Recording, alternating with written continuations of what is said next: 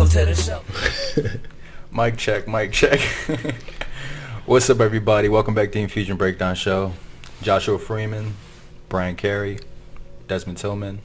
Of course, we got Watson back with us. How's everybody doing? Right. Wonderful. Doing good? Let's get into it. Perfect. So the question we have on the docket today. On the docket. Right. Where else would it be? What's the biggest red flag or deal breaker when dating someone? What do you guys think? Remember, timestamps, description below. Click on them. You got it. So, who wants to? What's your biggest red flag? Because you initially asked the question about like what kind of context you wanted to answer the question in. So I'm curious what you came up with. Yeah, I wasn't. Like, I didn't know if it was like when I saw a deal breaker. I mean like deal breaker is like you want to pursue a relationship with them, or but it said red flag. I'm like you don't want to. Okay, so Either way, I don't. Without much thought, I would say like bad teeth. Like bad teeth, I want to say. that's a red flag. Yeah, I'm like, God, you child. But that's what I much thought. I'm saying that's what I much thought. But You other just than don't see the beauty in people. That's all that is. beauty. Well, that's isn't good. if You're have getting us on the hygiene. Facts. It's extremely important. Just one has bad teeth, and, you know. And Oh, they you don't take meant care bad of teeth them, like that? What do you mean? What did you Like them bitches was rotten. No, I thought you meant bad. Like having like gaps or some shit like that. Oh no, like crooked teeth. Like I'm mainly thinking about crooked teeth. Gaps is Crooked teeth. See, so we all on. Gaps. Oh, okay. See, y'all are over here like, yeah. Wait, what did you She think I don't was floss, man. I can't fuck with it. You don't floss. Like cavities and stuff like that. Oh no. No, You my think man I'm is talking even- about like crooked teeth. Like that's what I took it as. That I took it like he's talking about like spacing and. Right. You think I'd be worried about how many cavities she has in her mouth? And I'm like, oh wait, you got 6 cavities? Oh wait, shut this out. We got to do something about this. Nah, not cavities. Like crooked teeth. That's a concern. What, crooked teeth? Somebody had a bunch of cavities. Yeah. I guess, but unless they tell you, how would you really know You that? can see cavities, bro. You can? Yeah. Oh, like really bad cavities, I'm guessing. Because I don't think I've ever seen a cavity before. You've never seen like the. Okay. I don't think so. No. But this is in dental school. But this is in a dental podcast. But why? You think that's worse to what I'm saying? Crooked teeth? Bad hygiene. I would say No. that could equate to There's not even Like- I could say. You better stand behind that. Shit. like cleanliness. My man outside. is literally talking about something that can be changed. You can't change somebody's hygiene, bro. That's just like. You could change you can get braces. That's what I'm saying. That is something you That's can what you're saying. change. Hygiene is something you you're can't saying change. So he's he's talking about something yes. different. Oh, okay. That should be just like a. I'm out. And what about your other part of the answer? What do you mean? Are you saying like when you are dating someone? Oh. What's the biggest red flag? I want to say I guess they can make me laugh. As in, of course, this is my short answer. You said they can. But you don't laugh. Exactly, that's the thing. If they can make me laugh, they special. No, if they're just like a joy to be around. Like I don't think about basically anything outside in the outside world. Basically, just to be a joy to be around. No, I was asking about like a red flag. I just told you the red flag. If they are good for you, like you can enjoy spending time with. Wait, what? You said all right. That's the initial one for the attraction, right? Yes. That's the teeth, the hygiene. I think you're talking about in general. So not once just. you're with them, like if you're dating a girl and you notice something, what is a red flag that would throw the relationship off? Be like, I just can't do this anymore. I mean, That's what I was asking. I feel like I would already, if I'm already dating this person. Okay. With your infinite wisdom. This is why we have to go back to the. What do you mean as dating? Like, am I in a relationship with this person? Sure. Yeah. Mm-mm. If I'm You- I wouldn't be in a relationship. You've been going on dates with them for 3 months. I've been what? You've been dating them for 3 months. That's the issue with both y'all answers. If you've been going on a date with them for 3 months, then you already know her teeth crooked. That's No, I'm one, talking but, about, but like, he's what's- talking about something what else. else? Yeah. But he's talking about something else. I get what he's talking about. But I feel, but I feel if I'm going on a date but I've been dating her for 3 months, I think I know all I need to know about her at this point. So she would be perfect. Not perfect. Like I would know if I want to date her at this point. That's what I'm saying. I would know if she has that weird laugh that I don't like, or if she doesn't clean up after herself, or something. Because I would be getting to know her within those 3 months. You know what I'm talking about? Okay. So what? You gotta get out more, man. What do you mean? I mean, so I actually like understand, because how your view is how it was when I was like younger, like 15, 16, probably through 15 through 18. Like as far as the whole teeth and just laugh and stuff. And I think it's just like I gotta get older. Like I understand that I feel like one of the biggest problems with society is just how self-conscious we are and how scared of ourselves we are. Like, you can't help the fact that your teeth are fucked up. I mean, you can get braces, you can do what you want to do. Like, that's cosmetic. That's just something that, like, we're born with, but yet because of the implications that society put on us, we feel the need to alter it. And then when it comes to the whole laugh thing, like, that's something that I've always thought about, because, I mean, I don't care how I laugh. I'm going to just laugh regardless if it's funny. I'm not going to, be concerned with who thinks about my laugh, because if you think about my laugh, then you're not for me. If you're thinking about just like how I naturally react, and it might be of some, like you might have some discrepancy with that, then you're eliminating yourself already. And y'all aren't even getting into the dating phase. Because if you're getting into the dating phase with someone that you don't even know how they laugh or how their teeth look or whatever it may be, then I mean you already lost. Like if you know you're that picky, you pick out those subtleties when you first meet the person. I did change it from just making me laugh to just being a joy to be around. Not necessarily just making me laugh. That's what I'm saying. But I mean, even then though, like why I said there's a discrepancy with your views on like how both of you view it is because everyone knows like the first 3 months is the cupcake phase. It's going to be a joy to be around that person regardless. What really is like, I mean, what really matters is just how y'all define your happiness and then how y'all bring the happiness together, instead of constantly looking for someone to be that factor that just kind of makes you not think about, the hardships that society has to offer, because shit sucks, but you got to get over it. That's just the harsh reality of what I feel like life you're is judging the living. question. I am judging the question. I feel like you don't like the question. No, I don't like the question for real, because I just think that like you're basing it off of like you're some type of contingency. Yeah. Okay, now this is it. Okay, gotcha. Okay. Like if you're just sitting there searching for a flaw, I think that when I think of deal breakers, I just think of things that will occur as time progresses, as you get to know the person, because a deal breaker for me would be how that person treats their immediate family, like how that person treats their mother, because there's a story behind that relationship that you might never know. And then you turn around and you have kids with this person, and they're putting those imperfections and they're putting that past trauma now onto a seed that y'all created.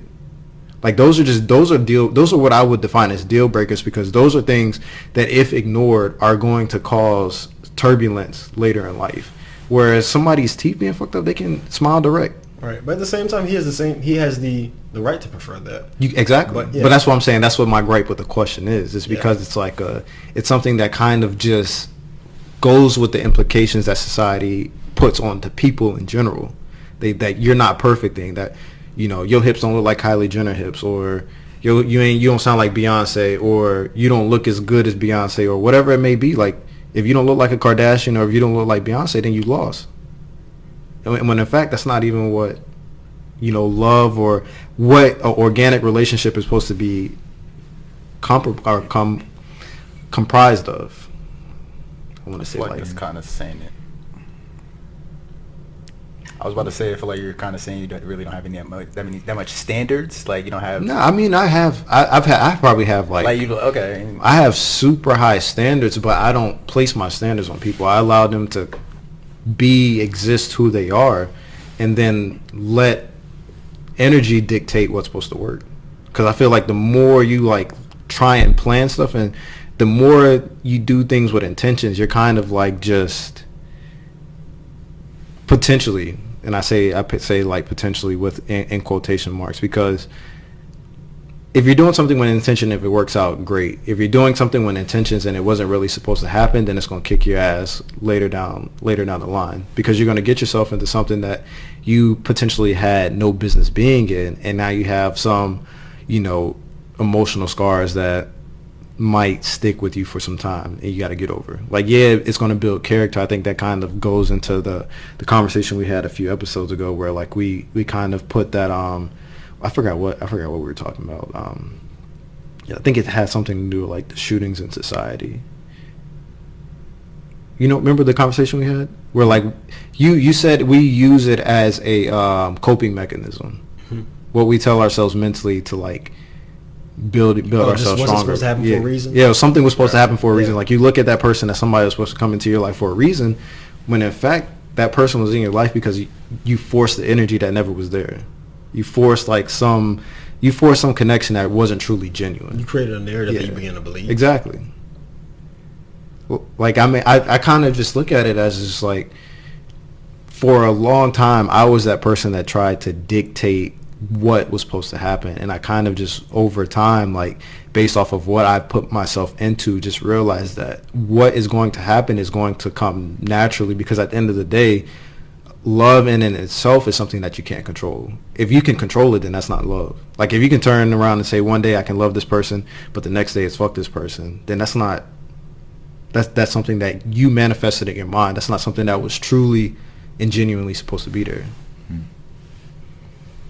Definitely get what you're saying. I feel like some people fall into this trap where they fall in love with the idea of someone more so than the person themselves. Yeah. I feel like, and for the purpose of self-awareness, that like men are a lot worse in regards to doing this than women are. Like women fall victim to this a lot, I feel like, but a lot more than men do at least. But yeah, it's like people just invent some image of someone that doesn't really exist, or maybe only fragments of it exist, and then a year, 2 years in, they just like can't stand the relationship they're in, even though it's like they've manufactured this whole thing and told themselves that it's great and that they love it, and turns out they just don't really have a whole lot in common with the person. Or right. That's similar to, well, you just perfectly described the analogy that I used before, the rose-tinted glasses, about how once they're removed, you see it for actually what it is. After you move past the initial infatuation, that you choose to ignore things, and you kind of project that ideal onto that person. Yeah.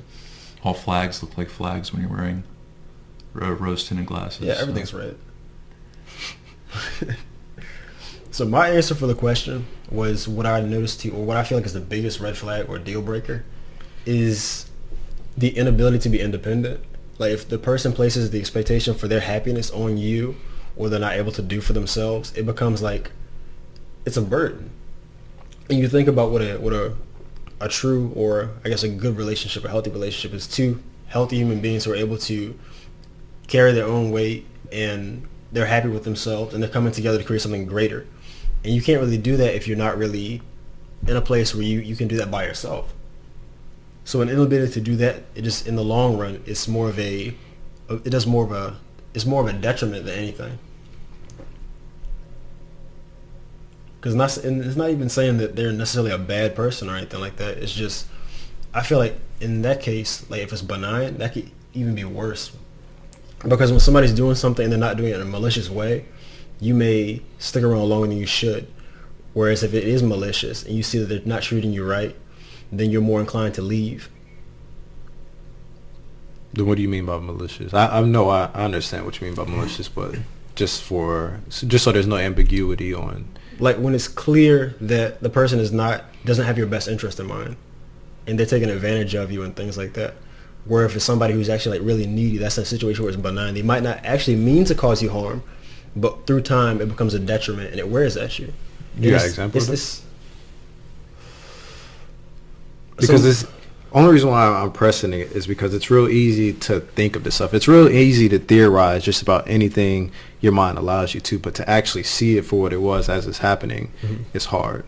Like there's a lot of stuff that I've thought of that's brilliant, but I've allowed it to happen because I didn't know what it looked like as it was happening. It was all theoretical for you. So have you theorized this and looked at it enough to where you could recognize it as it's happening? Or to give an example of it?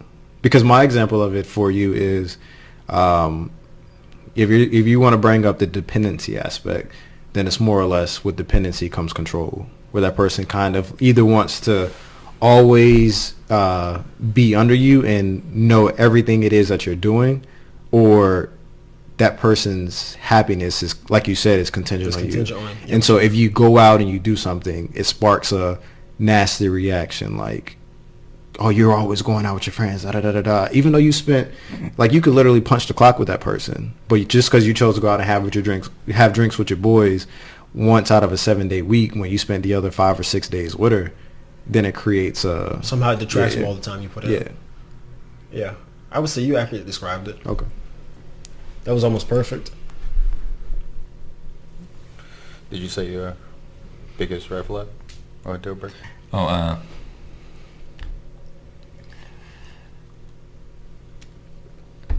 think when you enter like a relationship you're dating and someone comes off as like disingenuous, or maybe not even like disingenuous, they're just like overly infatuated. Like that's a big red flag for me. I just start thinking about like when does the infatuation stop, and then just like all the things I'm not seeing at the forefront. You waiting for the drop. Yeah, because it's like they put up the stuff, like treat you like you're also just this great person, your life, whatever. But that doesn't last forever. And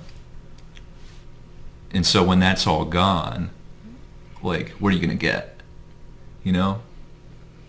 Who's the real you? Yeah. Who am I gonna be talking to in 6 months?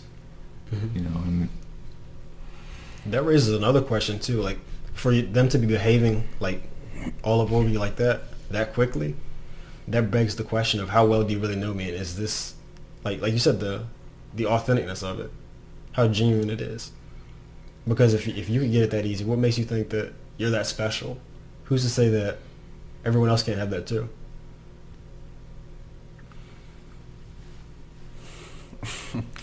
You don't have physical standards, Desmond? We all do. Yeah, we all do. I'm not gonna lie to you, I do. But I mean, am I gonna say it? No. Because I mean, physical standards for me is just, I don't necessarily think about it. I just like what I like. So you don't take it into account, what you're saying? Like, you don't actually see someone. He's saying he doesn't like funnel people into a strict category, but when he sees what he likes, he knows. Yeah. Okay. It's not like, but it doesn't limit you at all, as far as. I don't think I've ever put myself in those situations where it has to limit me. Preference is limiting, period. Yeah. I think it's probably more of a passive thing. Yeah.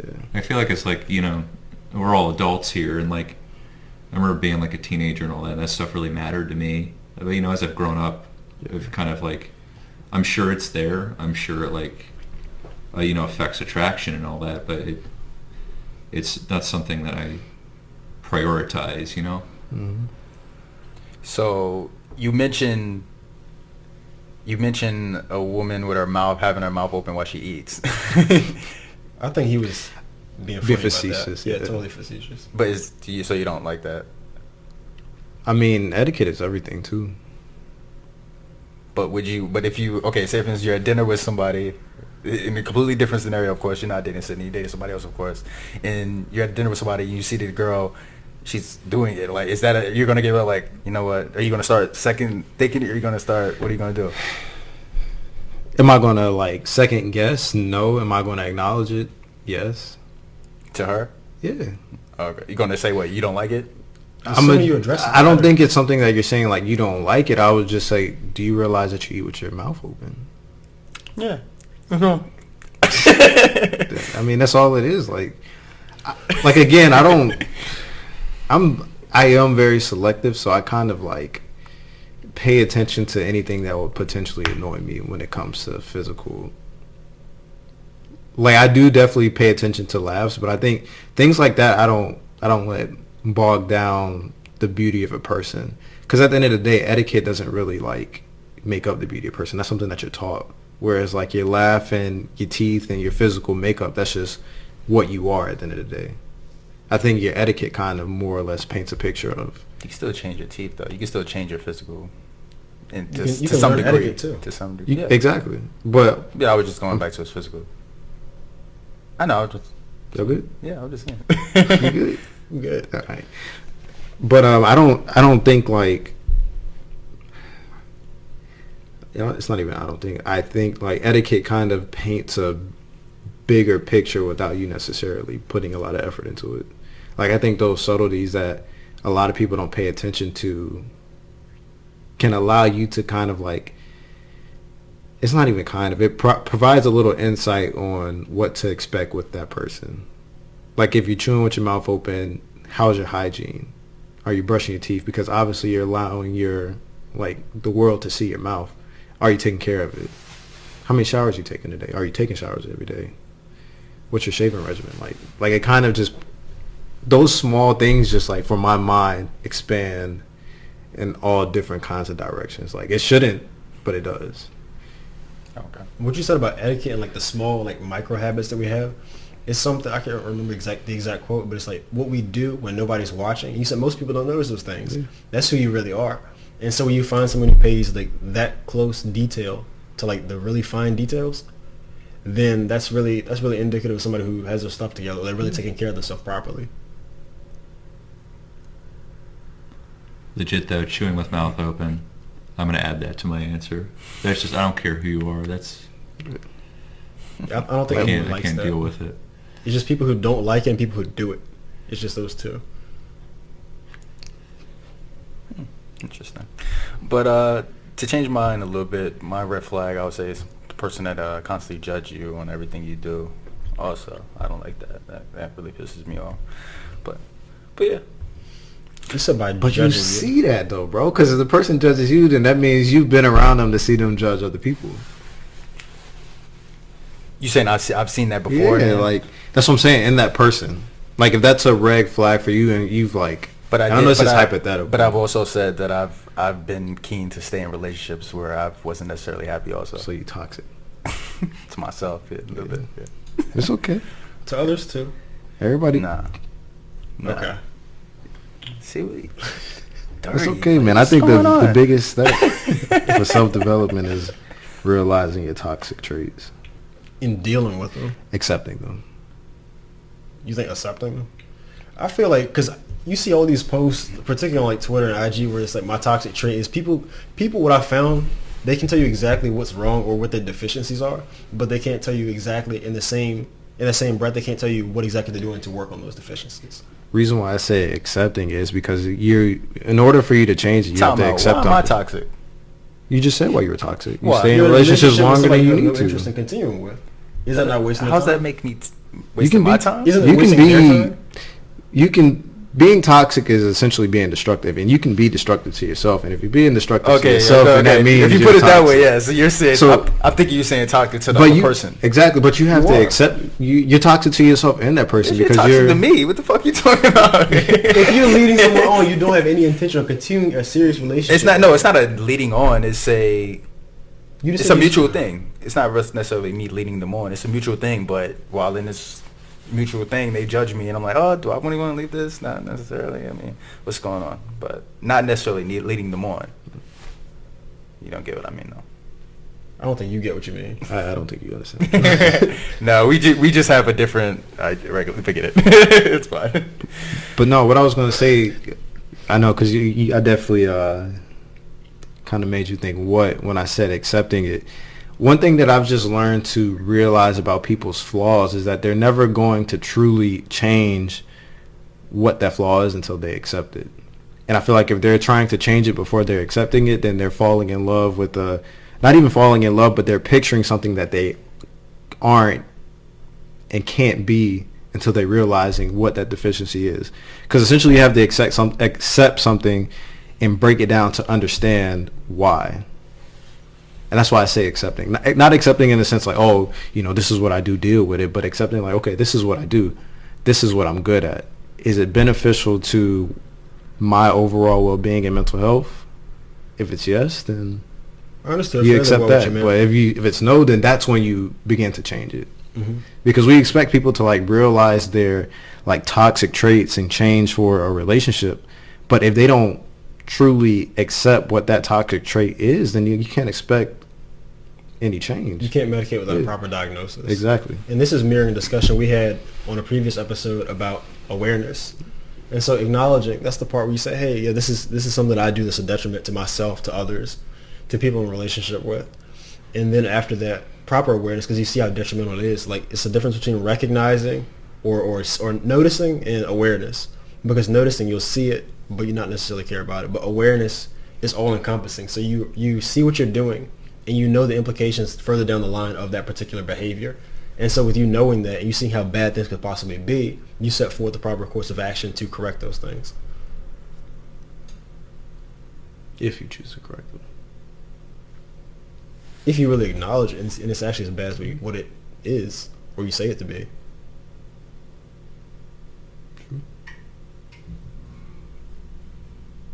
So what is your definition of toxic then?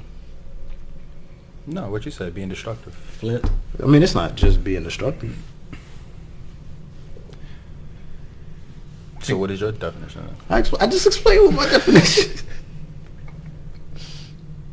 No, I think it's just being destructive. Okay.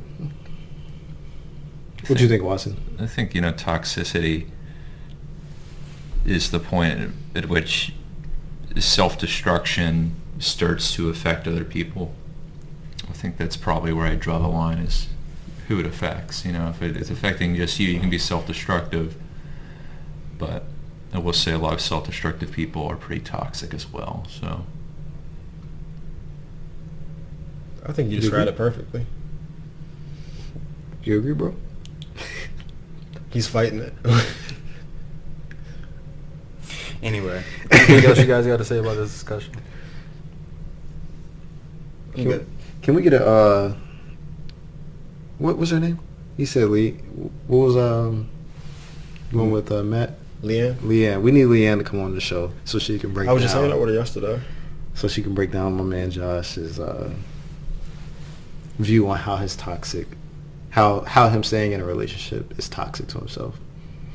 Relationship that he doesn't. Well, he's no toxic. Overstaying. He understands that, but he's saying he doesn't understand how it's toxic to the other person. To himself and other person. I think you understand. I think you're being Josh right now. I think so too. Whatever. Anyway, if nobody else has anything to say, you have an album of the week? Yep. Bro, y'all pressing. Actually, I was going to extend the courtesy to our guest. I know I hadn't spoken to you previously about this, but do you have an album in particular you would listen to this week, or something that's on your mind? Oh man, I'm into some really weird stuff. Perfect. Okay, so don't judge me, and this is probably like the whitest thing I could possibly say. I've been listening to a Belarusian synth pop group called Molchat Doma, and they have this album. You have to spell that, because there's no way. Later, not right now. Yeah, and it's this great album. Came out last year, and it sounds kind of like a New Order. They have this song like Blue Monday. It sounds like that, but it was produced last year, and it's just a really good album. I'll take your recommendation. I'll give it a listen. All right. Thanks once again for joining us, Mr. Watson, Mr. Joshua, Mr. Dez, Mr. Bryan. See you next week.